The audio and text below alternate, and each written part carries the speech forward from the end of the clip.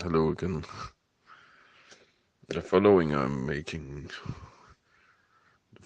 recording I'm making mostly for myself. It's something I wrote yesterday. But yeah, maybe you wanted to hear it too. It's really about nihilism.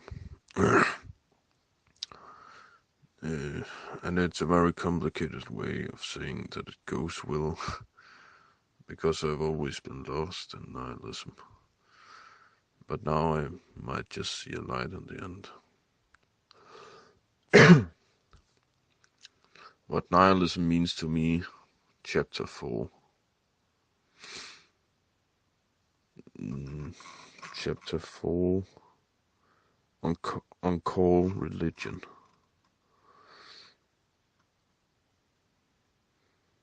In Nietzsche's work, the path to overcome was to aspire and possibly overcoming one's own nature of limitations, i.e., laziness and fear.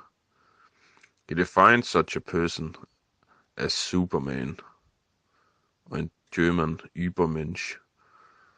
The problem with this solution is that all aspiration would also be meaningless, and why should one choose to aspire when meaninglessness would still be inherent to life?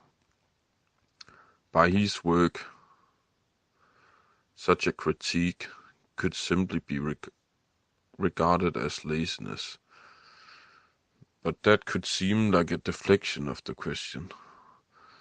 Laziness, or merely the choice to be inactive, could also be regarded as virtuous to a nihilist, the refusal to accept or engage in the world. Numerous prior solutions to nihilism can quickly be refuted by nihilistic thoughts, namely to drive the meaning out of assertions or conclusions.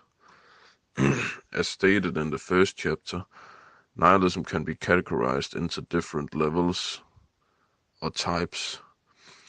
At the level of existential nihilism, it would seem redundant to do anything at all, including to breathe or simply to move.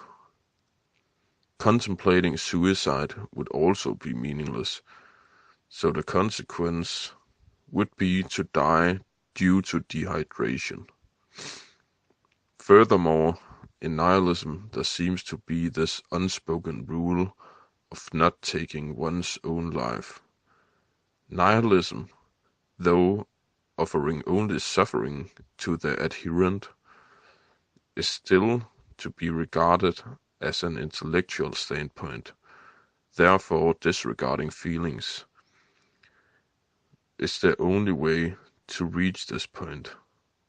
The adherent may continue to live out of stubbornness. The aforementioned state of inactivity is the result of ending nihilism, using the logic it entails. In other words,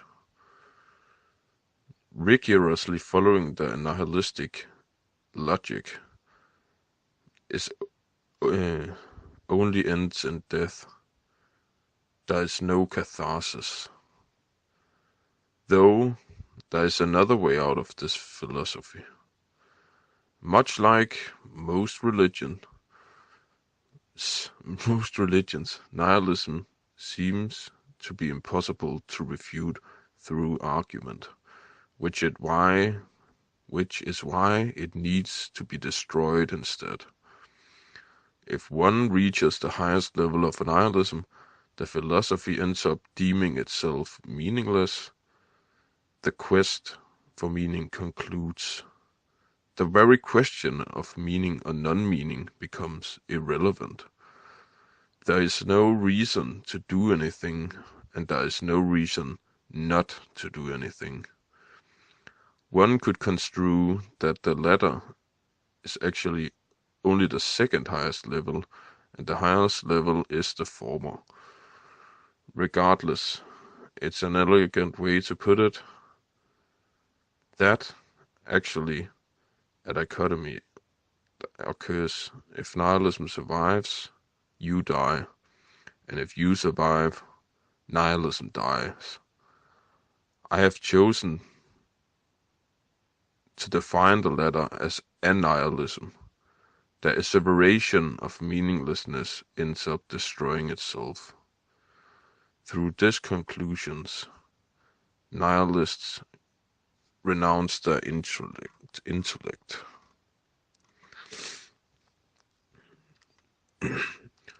Chapter 5. The Destroyed Idol. The highest level of nihilism. At the highest level of nihilism, it destroys itself. Through this conclusion, I have renounced my intellect. Now I will forever be in an intellectually persistent, vegetative state. I have destroyed nihilism, anything conceivable to the intellect, and any idol. Now nihilism is dead, the destroyed world. I have now surpassed the limitations of this petty and pretty, lifeless state. I am free, but what am I become?